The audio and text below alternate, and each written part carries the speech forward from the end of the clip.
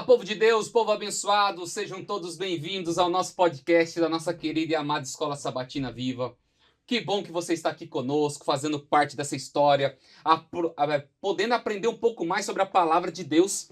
Que bom que você separou o seu tempo para ouvir sobre Jesus e fazer também a diferença na vida das outras pessoas. Olha, lição 12, alusões, imagens e símbolos, como estudar as profecias. Tem sido uma lição maravilhosa que tem trazido principalmente muitas coisas práticas para a nossa vida. Você não pode ficar sem esse conteúdo. Então, por favor, vai lá, baixa o aplicativo Escola Sabatina, peça sua lição pela Casa Publicadora Brasileira, ou peça, pastor, eu quero minha lição em arquivo, eu vou mandar para você aí de algum jeito. Mas não fique sem a lição em nome do Senhor Jesus, Filho de Deus. Você não pode ficar sem seu pão espiritual, seu pão matinal de todos os dias. Assim como você gosta de tomar aí seu desejum, tome aqui da palavra de Deus e receba as bênçãos do Senhor, tá bom? E se você ainda não nos deu aquela moralzinha, vai lá, YouTube, @PaulistaLeste. Clica no sininho e fique por dentro das novidades do nosso campo, tá bom? E se você quiser também nos seguir, mips.apl. E você começa a nos seguir no Instagram e você vai estar aí por dentro de todo o conteúdo da nossa querida e amada Escola Sabatina. E vai lá também, filho de Deus. Se você está aí no chat da nossa transmissão, escreva de onde você está nos assistindo. Isso é importantíssimo para nós. Temos pessoas do continente asiático, europeu, temos aqui da América do Sul, na América do Norte. Você tem que mandar de onde você nos assiste, filho de Deus. Porque nós queremos mandar um oizinho para você aí e te saudar, porque você faz parte aqui da nossa transmissão, tá bom? Então, não esqueça, coloque de onde você nos assiste nesse momento. Temos aqui a lição 12, estamos chegando aqui, queridos, que lição maravilhosa. Temos aqui o tema percussores dos eventos finais. Trouxemos aqui o pastor Yuri Prada. Tá enroscando a língua já, pastor. Deus te abençoe, querido. Muito obrigado por estar aqui conosco, lá do Parque Paulistano. Privilégio, mais uma vez, estar aqui com esse grupo incrível. Obrigado, Léo, pelo convite, pastor Leonardo. Um abraço aí para a igreja do Parque Paulistano, distrito do Parque Paulistano, todas as nossas 4 igrejas lá. Que Deus abençoe a todos.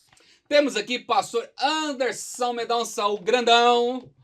Está aqui conosco, nos abençoando, da freguesia, o grande gigante. Estamos aqui.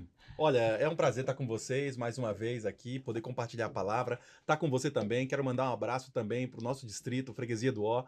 Que Deus os abençoe. Faça planos para que você esteja conosco aqui, plugado, todos os dias com a nossa lição, nossa Escola Sabatina Viva. Deus abençoe vocês. E temos aqui também o diretamente da Bahia, pastor Eduardo Batista, mais conhecido como pastor Dudu Batista. Lá da União Leste Brasileira, líder de jovens, bravadores, aventureiros. Estamos na área pela graça de Deus e pelo seu convite. Obrigado mais uma vez. Estamos juntos aí já tem um bom tempo, né, mano? Já tá na hora de terminar, né? Aquele que lê entenda. Brincadeira, né? Piada interna, né? Piada interna.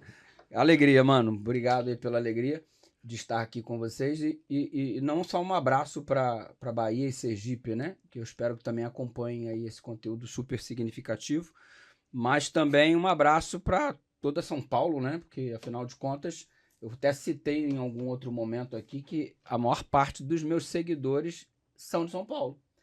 A grande maioria São Paulo. Esmagadora.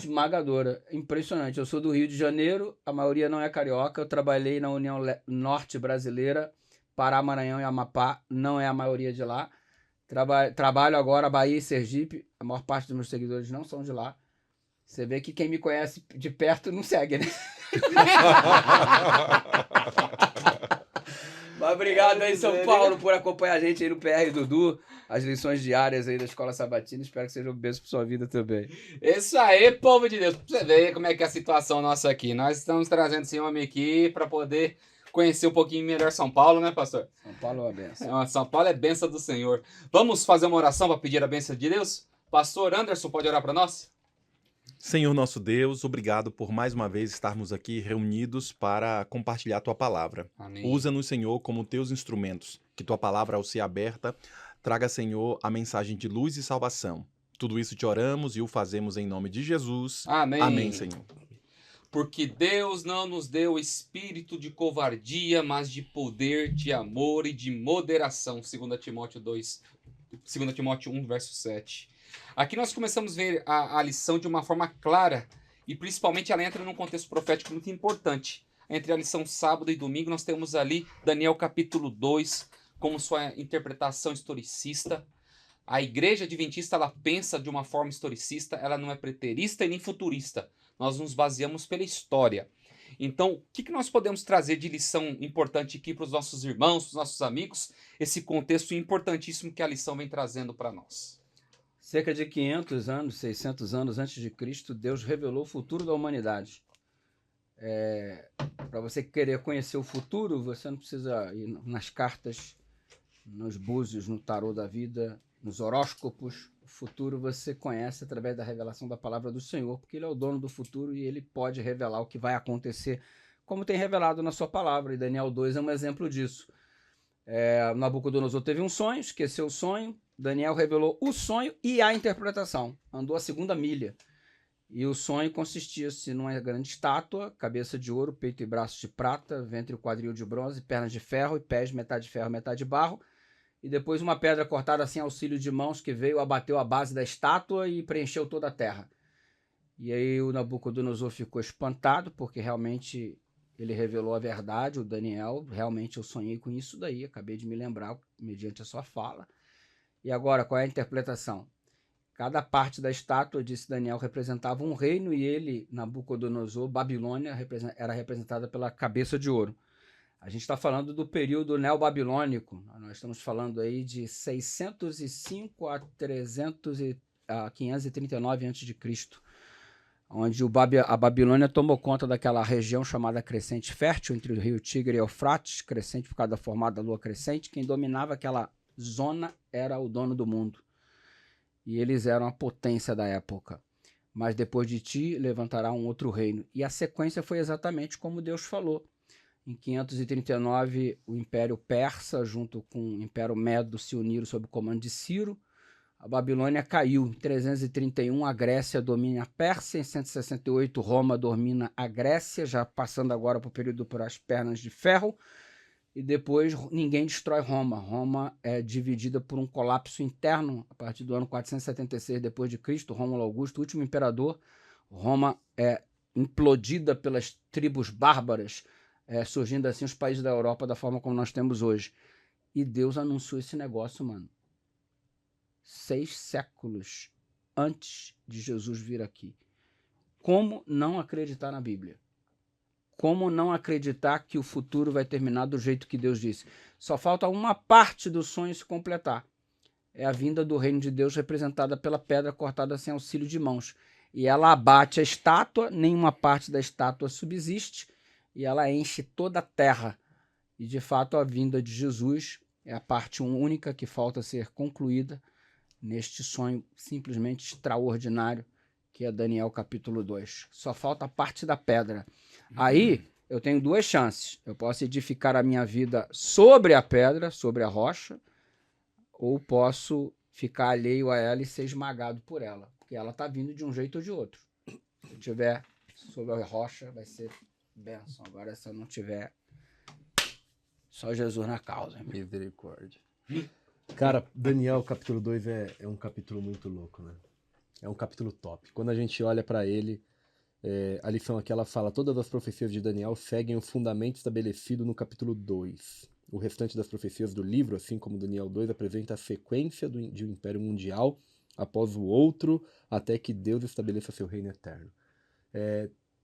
Capítulo 2, ele mostra ali, como o pastor Dudu falou, os materiais e os metais que são utilizados. Por exemplo, o ouro, ele era o símbolo da Babilônia.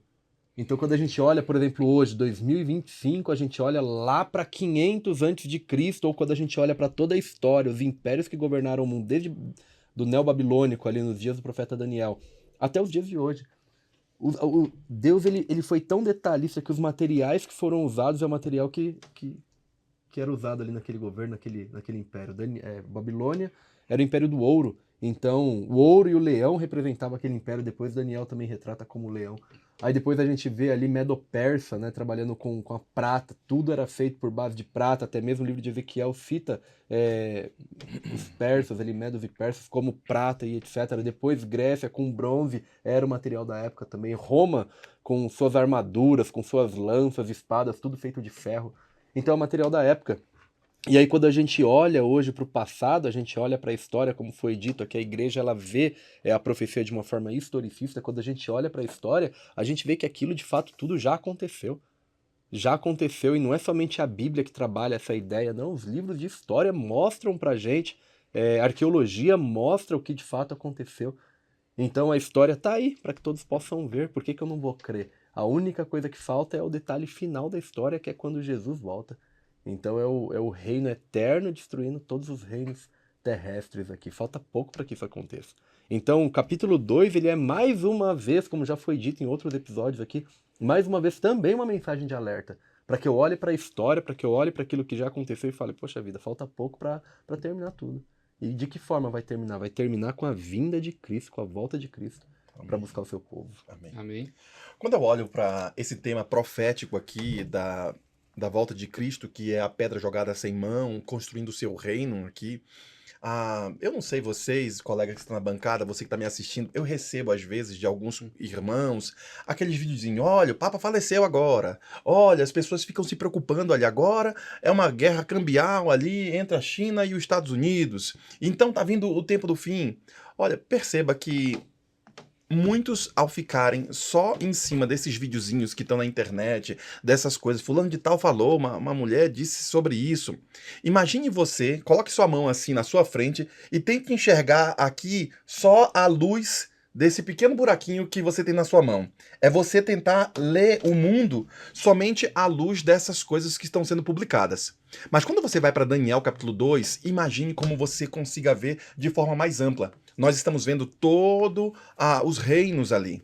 É um fato de que quando você olha de forma mais ampla, não fique tão preocupado com as coisas que estão acontecendo no presente. Porque se você ficar olhando sempre pelo buraquinho, sempre por essas coisas que estão acontecendo, você só vai ter uma perspectiva local.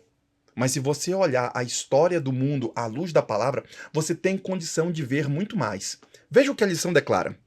Nos momentos finais da terra, devemos seguir o conselho, que o coração de vocês não fique angustiado. Vocês creem em Deus? Creiam também em mim. Então a nossa segurança é acreditar no Senhor. Crer em Deus, crer também em mim, em Jesus Cristo. Quando eu estabeleço a minha segurança no Senhor, Deus guiou o seu povo no passado, Deus continuará guiando o seu povo no futuro. Deus continuará guiando sua vida, porque você não pode estabelecer a sua força nas circunstâncias. Você deve estabelecer sua força no Senhor. Mesmo que você, como diz o salmista, passe pelo vale da sombra e da morte, não temeremos mal nenhum. Por quê? Porque tu estás comigo, Deus está conosco. Então, quando olhamos o capítulo 2 e quando olhamos as coisas que estão acontecendo em nosso planeta, parecendo uma dor de parto, toda hora a gente vê uma contração, um problema que está surgindo, uma dificuldade, é a pandemia agora, é isso que está acontecendo. Nós temos que olhar um pouco além. Esses eventos, diz a lição, dos últimos dias serão desafiadores para os fiéis a Deus, mas é preciso encarar esses momentos com esperança. Quando você vê essas contrações do mundo, essas dificuldades que você tem percebido pela televisão, pelas coisas, são contrações dizendo, daqui a pouco vai nascer o bebê. Jesus Cristo em breve voltará. E essa é a nossa esperança. Descansemos nele. E é onde nós entramos aqui, né, na lição de segunda-feira. Como foi explicado, os poderes, os reinos, ouro, prata, bronze, ferro, e de repente, no capítulo 3, Nabucodonosor falou, não, minha estátua inteira vai ser de ouro. Meu reino tem um começo, mas não vai ter um fim. Eu não permito que um metal ou um reino inferior ao meu venha me dominar. E isso é uma coisa que me chama a atenção, porque aqui na lição ela fala que Nabucodonosor, ele revela, nesse período, características de Satanás, de Lúcifer, que foi o ser ambicioso, ele era presunçoso, orgulhoso e suficiente para se rebelar contra a autoridade do próprio Deus.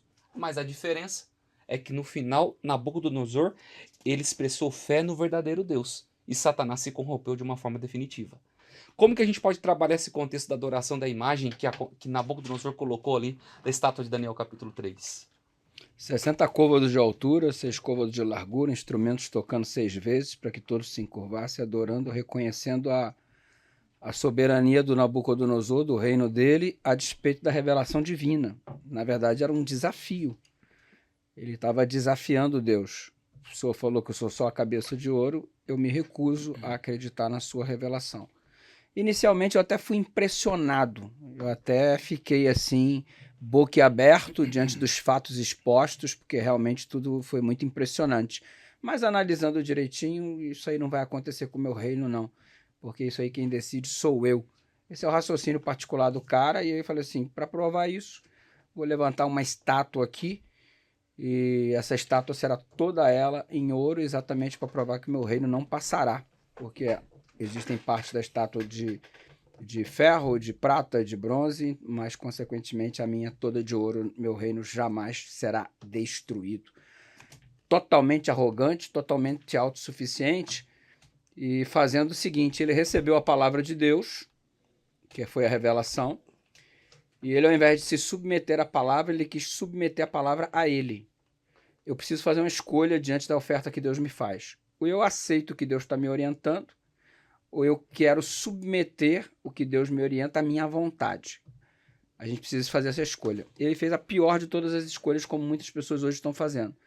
Ao invés de eu me submeter à Bíblia, eu a submeto à minha vontade. Não, isso aqui eu quero, isso aqui eu não quero, isso aqui é útil, isso aqui para mim não bobagem, tal, não sei o quê. Não funciona assim. Adorar a Deus é fazer o que ele pede, não ficar filtrando o que ele pediu para que adotar aquilo que é conveniente a mim. E a gente percebe um cara que foi insubmisso à palavra e muito pelo contrário, e muito mais além. Além de não se submeter, ele afronta. Cara folgado, irmão. Que depois a gente percebe que pastor para aprender a deixar de ser abusado. Porque Deus não se zomba de Deus, Deus não se deixa escarnecer. Tudo que o homem semear, isso também ceifará. Sorte a dele que ele aprendeu, como você disse. Assim como há tempo para mim aprender e todos vocês que estão conectados também. O que a gente vê, né, como já foi dito aqui, acho que fica claro aqui o orgulho que existia em Nabucodonosor, né? Ele olha para a história, ele olha para o que foi revelado e ele fala, não, como foi dito aqui pelo pastor Dudu, não, eu não vou perder isso não vou perder essa guerra não. Meu reino não vai passar. Meu reino não vai passar. E o resultado daquilo que foi, o capítulo seguinte, capítulo 4, mostra a loucura de Nabucodonosor. O camarada parecia um animal, comendo, andando todo, nasceu cabelo nele, sem roupa, andando que nem um animal, literalmente. E aí depois, no final de tudo, ele reconhece, ele volta a sua consciência, ele reconhece que de fato Deus é Deus. Ele louva, exalta o nome de Deus e ele percebe que todas as obras de Deus são boas, enfim. Mas para o cara passar a reconhecer quem era de fato Deus, o que ele viveu? Ele ficou como um animal.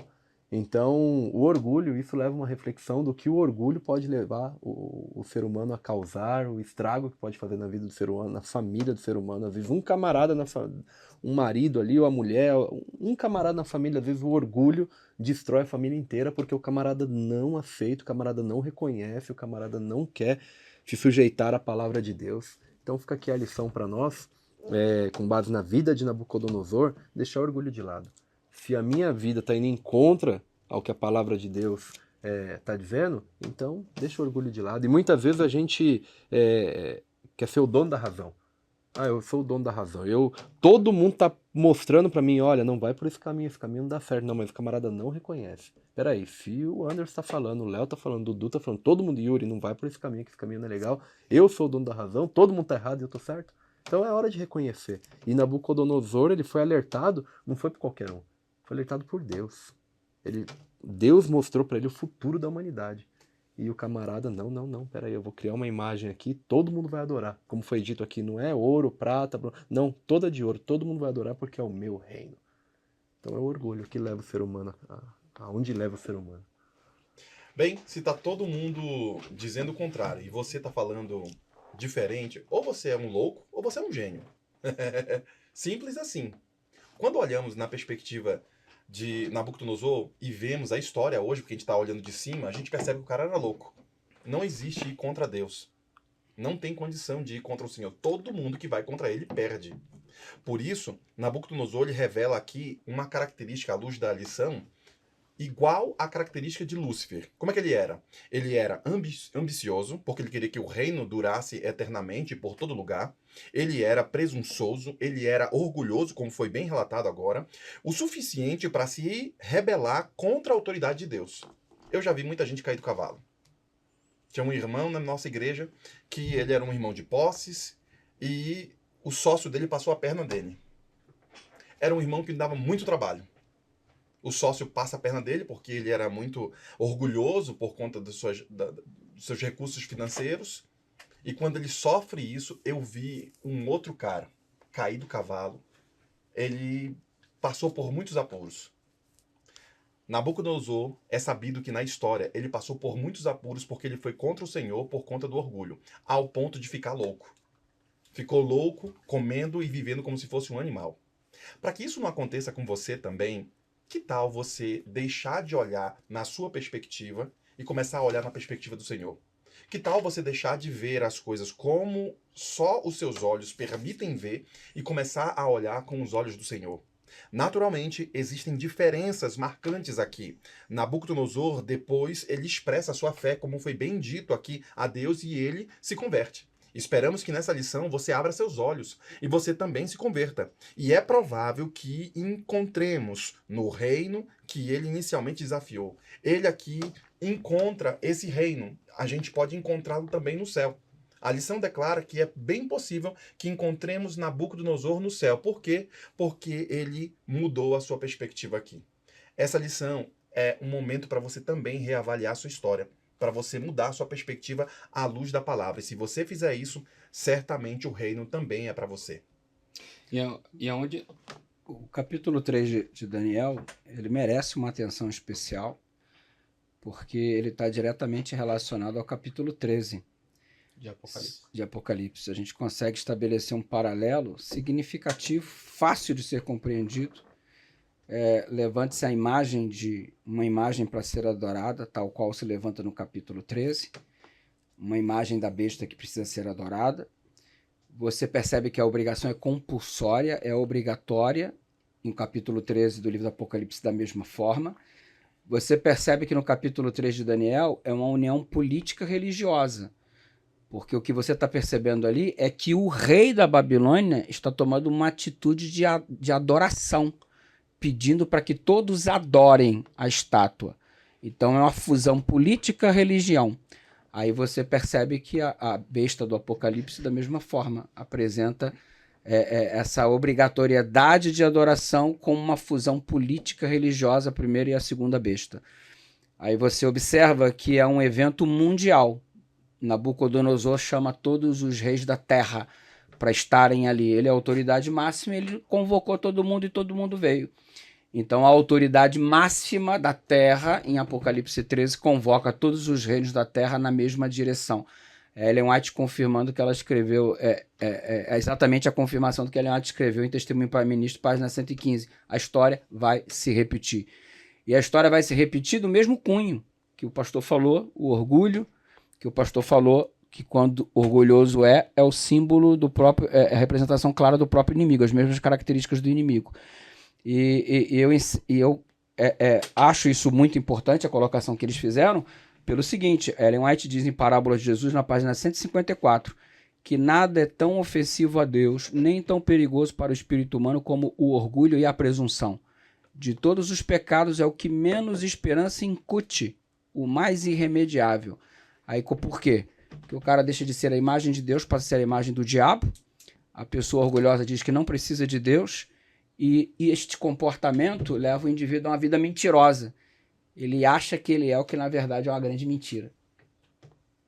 E é onde que a gente para entender o que o povo vai enfrentar no fim dos tempos de uma forma clara. Que nem Daniel capítulo 13, ele fala que houve um decreto de morte, que houve um boicote econômico, uma adoração forçada, uma imagem é levantada e um falso Deus ali é apresentado. A mesma coisa que acontece em Apocalipse capítulo 13.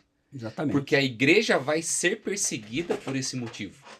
Então, quais são os alertas que nós podemos trazer para os nossos irmãos, para os nossos professores, sobre essa questão de quarta-feira? Porque adorando a imagem e a partir de quarta-feira, eu acho que está muito bem interligada essas duas lições. Porque ele fala sobre Sadraque, Mesaque e Abednego, e fala também aqui a respeito sobre o que a igreja vai enfrentar. Da mesma forma como aqueles 3 homens enfrentaram uma fornalha ardente, os seres humanos vão passar por muitas lutas, por muitas dificuldades, que nós precisamos estar preparados para isso. Como que a gente pode abordar isso com os nossos alunos, os nossos professores, queridos? Bem, eu penso que para nós enfrentarmos o que virá, primeira coisa, tem que entender, porque Deus não deixou a gente órfão, a gente não está sabendo o que vai acontecer. Você tem que se aplicar ao estudo das profecias. Essa lição, ela vem falando um pouco sobre isso, mas você pode se aprofundar. Também, você entendendo, você tem que se posicionar. Há um problema hoje de que o mundo parece ser muito líquido, como Bauman declara. Algumas pessoas não se posicionam quanto à verdade. Lembra que em lições passadas nós percebemos que é necessário que você pregue o evangelho para quê? Para que você se posicione. Então, aqui teremos 2 posições. Aqueles que guardam os mandamentos de Deus e têm o testemunho de Jesus. E você tem ali pessoas que se posicionam contra os mandamentos de Deus ou a tríplice mensagem angélica. Portanto, o paganismo previa que, se o evangelho triunfasse, seus templos e altares iriam desaparecer. Então, convocou suas forças para destruir o cristianismo. Acenderam-se as fogueiras da perseguição, declara Ellen White no livro Grande Conflito. Ela declara justamente que, no tempo do fim, vão nos perseguir novamente, como fizeram no passado. Se o mundo é cíclico, e isso já aconteceu no passado, quer seja na antiga Babilônia, quer seja ali com Sadraque, Mesaque e Abednego, quer seja também ali com o povo de Deus, com a igreja cristã, quando estava nascendo, o Mayflower vindo para a América, e quer seja nos dias atuais, hoje você já não pode mais falar determinadas palavras no YouTube, porque você está sendo tolhido. Hoje você já não pode falar determinadas coisas. Saiba que isso só são princípios das dores. Por isso a importância de você compreender, à luz do que a lição declara, de que, de fato, as fogueiras serão acesas novamente. Ou seja, se no passado houve perseguição contra o povo de Deus, queimaram muitos por professarem sua fé, nos dias que virão, também isso irá acontecer. Qual o conselho que nós damos a você? Se aplique a verdade, permaneça firme. Mesmo que todos tenham que se ajoelhar diante da estátua de Nabucodonosor, a chamada estátua de ouro ali completa. Mas aqueles 3 permaneceram em pé. Não tema a morte, confie mais no Senhor. Por quê? Porque assim como Deus os livrou, Deus também livrará você, que também é povo de Deus, no tempo presente. Que Deus nos abençoe e nos dê força para enfrentarmos o que virá no futuro. Hoje, especialmente aqui no Brasil, é muito fácil a gente falar, eu sou cristão e parece que a gente está em acordo com todo mundo, né? 87% dos brasileiros são declarados cristãos. Então, é muito fácil. Agora, quando a gente olha para a história, nós vemos que nunca foi fácil ser um cristão. O povo foi perseguido. No livro de Daniel nós vemos isso. Lá no livro de Atos nós vemos a mesma coisa acontecendo. Existiram crises, existiram perseguições, e nos nossos dias não serão diferentes. Hoje, aparentemente, parece ser fácil ser cristão, parece ser andar na mesma mão do mundo inteiro, mas vai chegar um momento que diferenças serão expostas.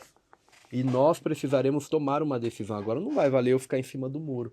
Eu tô aqui, 87% da população é cristão e eu tô no mesmo barco aqui, tá tudo certo. Não, vai chegar um momento que detalhes vão apresentar ali diferenças entre eu e 87% da população brasileira. E vai chegar um momento que esses 87% da população vão inclusive perseguir por conta de diferenças. Então, o que a lição me traz como alerta é que, assim como a igreja foi perseguida no passado, vai chegar um momento que eu serei perseguido também, por conta de pequenas diferenças. Então eu preciso estar ao lado da palavra, ao lado da verdade, independente da situação, e permanecer do lado da palavra. Amém. Então, nós estamos chegando aqui na parte de quinta-feira, a parte final da nossa lição. Eu quero tirar aqui algumas questões místicas que existem no mundo aí, dizendo, né? Que a marca da besta é um chip. chip. Que a marca da besta é o anticristo. É uma vacina. Que é a vacina. Que a marca da besta é tal coisa. Código de barra. É um código de barras. Essa é velha. Então, gente, a marca da besta, o que a gente pode falar e deixar bem claro para os nossos irmãos? O que é a marca da besta? O que é a marca de Deus, de acordo com a palavra de Deus? E darmos nosso recado final aí para os nossos queridos. Mano, a resposta precisa vir da Bíblia, né? Sim. Não do achismo humano. Então, o que a Bíblia me oferece de subsídio para chegar a essa conclusão do 666? Anteriormente havia uma forçação de barra em transformar o Vicarius Filidei numa matemática louca, absurda, um completo desrespeito a qualquer hermenêutica, exegese. Mas, enfim, a Bíblia afirma no capítulo 13 que é número de homem. É número de homem. O homem foi criado no 6º dia. E a Bíblia afirma que é número de homem. E o judeu considera, de fato, o 6 como número de homem, enquanto o 7 é o número de Deus. E qual que é o desenvolvimento natural da ordem numérica? Depois do 1 vem o 2, depois do 2 vem o 3, e isso sucessivamente. O ser humano foi criado no 6º dia e, naturalmente, ele deve ir para o 7, e o 7 é Deus. Vai descansar na presença do Senhor. Quando eu me recuso me dirigir ao 7, que é Deus, sendo eu o 6, eu não quero ir para Deus, eu quero colocar a ênfase em mim mesmo. Então, o que você percebe? O 666 é a recusa do homem em se dirigir a Deus, que o convida, e ele colocar a ênfase e o foco em si mesmo, rejeitando o chamado divino, por causa daquilo que foi dito. Orgulho, por causa daquilo que foi dito, estar parecido com Satanás. E o 666 era exatamente, de acordo com as descobertas arqueológicas, o número característico de Babilônia. Os tijolos da Babilônia existiam lá, registro do número 6. O amuleto do sacerdote tinha lá diversos números 6 em inúmeras formas, que somado verticalmente, horizontalmente, foi achado esse conteúdo, dava sempre 66. O 6 são 6 instrumentos musicais que se tocam para os 60 metros de altura, 60 côvados de altura, 66 côvados de largura. Os 6 e o múltiplo de 6 é o número característico da Babilônia. E o Nabucodonosor representa isso muito bem, porque ele põe a ênfase nele mesmo, ele constrói a estátua gigante para que ele seja adorado. Eu me recuso a me submeter a Deus, eu ponho a ênfase em mim. Foi o que o diabo fez. Eu me recuso a me submeter à autoridade de Deus, a ênfase é minha, a glória é para mim. Eu sou um querubim criado para que ele seja glorificado, mas eu acho que a glória tem que vir para mim a partir de agora. É o 666, é a ênfase do ser humano em si mesmo. E se eu hoje, qual é a besta? A besta sua, a besta isso, a besta aquilo. Mano, eu sou uma besta. Se eu sou uma besta, quando é que eu sou uma besta? Quando eu fico colocando a atenção e a ênfase em mim mesmo e me recuso a ir a Deus. Eu me torno bestial e demoníaco. Esse é o quadro apresentado dentro do contexto bíblico. Porque você percebe que não dá para estudar o capítulo 13 de Apocalipse desassociado da Babilônia. É impossível, mano. Por quê? Porque as características de todos os reinos que faliram, fracassaram, estão presentes lá na besta do Apocalipse. Você tem lá as características do leão, tem uma parte de leão, tem uma parte de urso, tem uma parte de leopardo, ou seja, cada parte está inserido num conglomerado. A herança de tudo que é ruim se junta agora no tempo do fim, a ênfase em si mesmo, e para dizer... É a mesma coisa que o diabo disse no Éden. Você é Deus. Por que você vai ficar não comendo do fruto? Como Deus, você vai ser conhecedor do bem e do mal. A proposta é a mesma. Você não vai para Deus. Você é Deus. É o discurso do mundo. Autonomia, independência, vontade própria. ênfase em si mesmo. Recusa ao chamado divino. E até um discurso na direção de que esse Deus nem existe. Então, consequentemente, é um sistema perfeito para se cumprir tudo que está sendo anunciado no capítulo 13. Vamos lá, gente. Ou seja, no discurso final, o que aparece aqui é a questão da adoração e de que lado nós estaremos, né? Ou estaremos ao lado de Deus ou estaremos ao lado de Satanás. O livro Grande Conflito, na parte de sexta-feira, tem uma citação aqui que diz o seguinte: o Senhor tem prazer na misericórdia e por amor aos poucos que realmente o servem, restringe as calamidades, prolongando a tranquilidade das multidões. Aqueles que pecam contra Deus mal compreendem que devem sua própria vida aos fiéis que eles gostam de ridicularizar e oprimir. Ou seja, Deus tem prazer na misericórdia, Deus tem prazer em salvar o seu povo.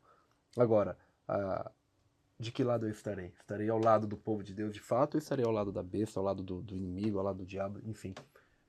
Que nós possamos estar ao lado de Cristo hoje e sempre. Eu digo pro meu Jorge, tu vai ser besta ou tu vai ser esperto? Olha, para terminar aqui, a marca de Deus, o selo de Deus é o sábado. Adorar é aquele que fez os céus e a terra. Tem que ser falado claro, cristalino, como o sol do meio-dia. A marca da besta é não adorar a Deus e trocar o dia de sábado por qualquer outro dia, em especial o domingo. Tem que ser falado isso para você. Se você está nos assistindo, não é o que a gente quer, é o que a Bíblia declara. Incluindo a centralidade do sábado e do domingo no conflito final. Eu não sei como vai se dar isso, mas no final, a briga vai ser em religião. Você vai me dizer, não, isso não vai acontecer, não tem nada a ver com Bíblia, com religião. Vá por mim. No final, a briga vai ser por causa de religião. E ainda vamos afunilar isso. Por causa do sábado, aqueles que guardam os mandamentos de Deus e têm o testemunho de Jesus. E aqueles que não observam esse dia. Você vai me dizer que isso é impossível acontecer. Quem é que vai falar sobre isso? Não. Vá por mim. De acordo com a Bíblia, é por isso.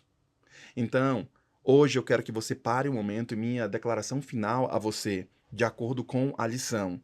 O Apocalipse é claro. Ou adoramos o Criador, ou adoramos a besta ao seu poder e à sua imagem. Assim como fizeram aquela estátua, fazia referência ao quê? À imagem daquele rei, Nabucodonosor. E eles todos tiveram que se ajoelhar e adorar aquela imagem, fazendo referência àquele reino e o rei que ali estava em pé. Por isso, não adore as coisas do mundo, não adore a riqueza desse mundo, não adore os prazeres desse mundo, mas sim o Criador. E se você fizer isso, certamente o Senhor vai te abençoar e abrir os caminhos. Que Deus abençoe você também. Então, queridos, chegamos ao fim de mais uma lição. A marca da besta, basicamente, é a quem você vai adorar. Você vai adorar o Deus verdadeiro ou você vai adorar a si mesmo? Porque você vai determinar o futuro da tua vida e não Deus. Então, queridos, escolha Jesus e tenha certeza que Ele vai ser a resposta de tudo aquilo que você precisa. Vamos terminar aqui. Pastor Dudu tá mandando um coraçãozinho pro povo baiano aí. Também. Vamos terminar com uma oração. Pastor Dudu, pode orar para nós? Claro, para terminarmos? Senhor, obrigado porque o Senhor nos chamou para sermos adoradores. Obrigado pela compreensão que ser adorador é fazer o que o Senhor pede, não o que a gente deseja. Que prevaleça sempre a tua vontade. Como filhos do Senhor, como adoradores do Senhor, que sua vontade prevaleça em nossa vida. Abençoa-nos para que possamos, em meio aos desafios que ainda virão anunciados profeticamente, que possamos permanecer firmes, ainda que estejamos em ameaça de morte, de prisão ou de qualquer outra coisa, que possamos perseverar até o fim, mesmo porque tuas promessas se cumprirão, restabelecendo todas as coisas, o novo céu, a nova terra, onde habita a justiça, e que isso nunca saia do nosso coração, em nome de Jesus. Amém.